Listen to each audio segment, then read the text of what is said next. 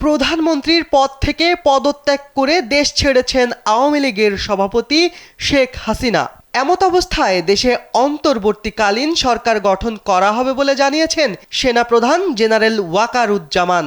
বর্তমান পরিস্থিতিতে ছাত্র জনতার এ বিজয়কে বাংলাদেশের দ্বিতীয় স্বাধীনতা বলে মন্তব্য করেছেন নোবেলজয়ী অর্থনীতিবিদ ডক্টর মোহাম্মদ ইউনুস। সোমবার দ্য প্রিন্টে দেওয়া এক সাক্ষাৎকারে এ কথা বলেন তিনি।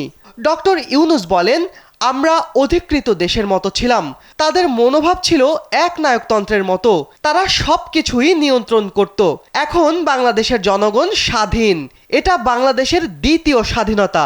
এখন আনন্দে মেতে উঠেছে সারা বাংলাদেশের জনগণ। সব জায়গায় আনন্দ মিছিল হচ্ছে। আন্দোলনরত সবাইকে আমি অভিনন্দন জানাচ্ছি।